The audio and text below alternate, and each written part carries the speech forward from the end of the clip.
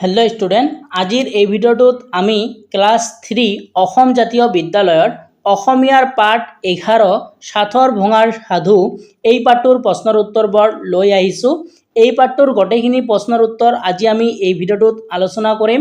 তোমালোকে ভিডিওটো আৰম্ভণিৰ পৰা শেষলৈকে চাই লবা আৰু তোমালোকে বহি লৈ এই প্ৰশ্নৰ উত্তৰবোৰ লিখি যাবা। যদি চেনেলটোত প্ৰথমবাৰৰ বাবে নতুন হোৱা চেনেলটো সাবস্ক্ৰাইব কৰি ৰাখিবা আৰু তোমালোকে আমাৰ ভিডিওটো এটা লাইক কৰি দিবা।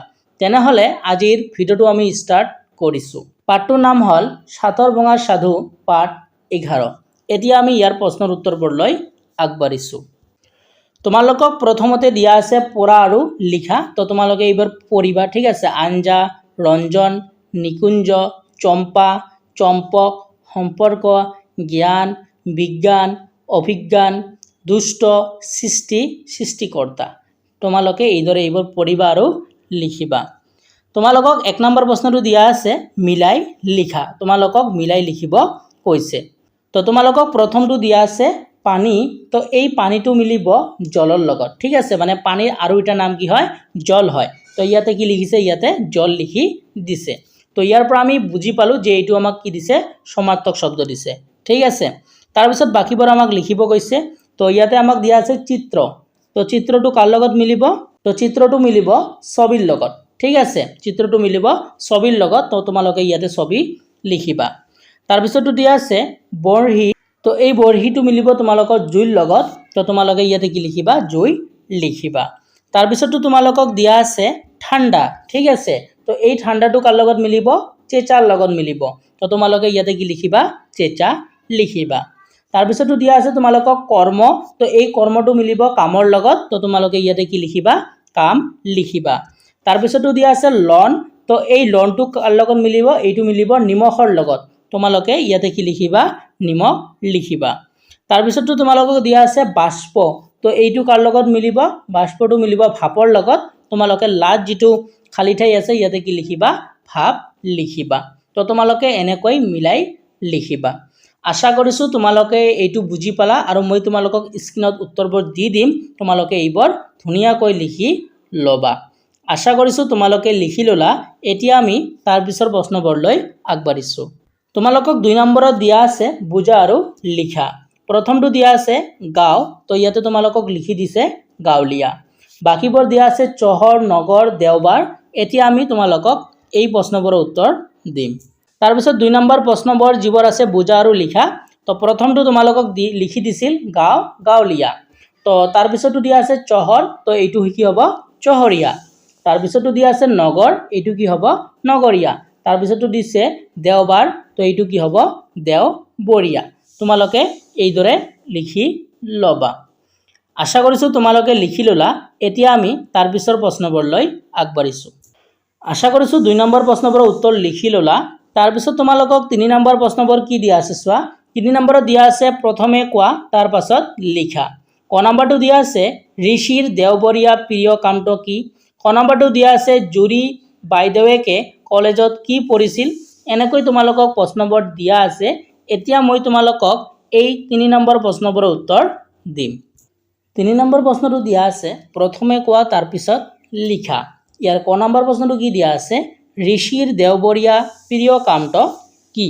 তো ইয়াৰ উত্তৰটো তোমালোকে এইদৰে লিখিবা, ঋষিৰ দেওবৰীয়া প্ৰিয় কামটো হ'ল ছবি অঁকা। তাৰপিছত তোমালোকক খ নম্বৰ প্ৰশ্নটো দিয়া আছে জুৰি বাইদেউকে কলেজত কি পঢ়িছিল। ইয়াৰ উত্তৰটো তোমালোকে লিখিবা, জুৰি বাইদেউকে কলেজত বিজ্ঞান পঢ়িছিল। তাৰপিছত গ নম্বৰ প্ৰশ্নটো দিয়া আছে ঋষিহঁতৰ মাংসৰ আঞ্জাখনত নিমখ কিয় বেছি হৈছিল। তো ইয়াৰ উত্তৰটো তোমালোকে এইদৰে লিখিবা, সময়মতে আঞ্জাখন জুইৰ পৰা নমাবলৈ পাহৰিছিল কাৰণে ঋষিহঁতৰ মাংসৰ আঞ্জাখনত নিমখ বেছি হৈছিল। তোমালোকে এইদৰে লিখি ল'বা। তাৰপিছত তোমালোকক খ নম্বৰ প্ৰশ্নটো দিয়া আছে সাগৰৰ পানী লুণীয়া কিয়। তো ইয়াৰ উত্তৰটো তোমালোকে এইদৰে লিখিবা, সাগৰৰ পানী লুণীয়া কাৰণ বৰষুণৰ পানীয়ে মাটি আৰু শিলত থকা লৱণবোৰ উটুৱাই নি সাগৰত পেলাই বাবে সাগৰত লৱণৰ পৰিমাণ বাঢ়ি যায়, ঠিক আছে। তো এই কাৰণে কি হয়, সাগৰৰ পানী লুণীয়া হয়। তোমালোকে ভিডিওটো পজ কৰি এইবোৰ লিখি ল'বা। ঠিক আছে, এতিয়া আমি তাৰ পিছৰ প্ৰশ্নবোৰলৈ আগবাঢ়িছোঁ। মই তোমালোকক 3 নম্বৰৰ গোটেইখিনি প্ৰশ্নৰ উত্তৰ দিলোঁ, আশা কৰিছোঁ লিখি ল'লা। তাৰপিছত 4 নম্বৰ প্ৰশ্নটো দিয়া আছে বাক্য ৰচনা কৰা। তো তোমালোকক এতিয়া মই এই প্ৰশ্নবোৰৰ উত্তৰ দিম। তোমালোকক 4 নম্বৰ প্ৰশ্নটো দিয়া আছে বাক্য ৰচনা কৰা। তো ইয়াৰ প্ৰথমটো দিয়া আছে খুদুৱনি। তো তোমালোকে এইদৰে বাক্য ৰচনা কৰিবা, ঋষিয়ে মনৰ খুদুৱনি মাৰিবলৈ বৰমাকৰ ঘৰলৈ গৈছিল। তোমালোকে খুদুৱনিৰ তলত এটা আঁচ টানি ল'বা। তাৰপিছতো তোমালোকক দিয়া আছিল দৌৰা দৌৰি। এইদৰে বাক্য ৰচনা তোমালোকে কৰিবা, ৰাহুলৰ স্কুললৈ যোৱাত দেৰি হোৱাত দৌৰা দৌৰিকৈ স্কুললৈ গ'ল। তাৰপিছত তোমালোকক দিয়া আছে সোৱাদ। তোমালোকে এইদৰে বাক্য ৰচনা কৰিবা, পানীৰ কোনো সোৱাদ নাই। তাৰপিছতো তোমালোকক দিয়া আছে মহাসাগৰ। তোমালোকে এইদৰে বাক্য ৰচনা কৰিবা, সাগৰ আৰু মহাসাগৰৰ পানী লুণীয়া। আৰু তোমালোকে মহাসাগৰৰ তলত এটা আঁচ টানি ল'বা। ঠিক আছে, তোমালোকে এইদৰে বাক্য ৰচনাবোৰ লিখিবা। এতিয়া আমি তাৰ পিছৰ প্ৰশ্নবোৰলৈ আগবাঢ়িছোঁ। তাৰপিছত তোমালোকক 5 নম্বৰ প্ৰশ্নটো দিয়া আছে সঁচা নে মিছা লিখা। তো তোমালোকক সঁচা নে মিছা এইবোৰ লিখিব কৈছে। এতিয়া মই তোমালোকক এই প্ৰশ্নটোৰ উত্তৰ দিম। তো ইয়াৰ ক নম্বৰটো তোমালোকক দিয়া আছে ঋষিৰ দেওবৰীয়া প্ৰিয় কামটো হ'ল গান শুনা। তো এইটো কি হ'ব? মিছা হ'ব। তোমালোকে ইয়াতে মিছা লিখিবা। কিয়? কাৰণ ঋষিৰ দেওবৰীয়া প্ৰিয় কামটো কি আছিল?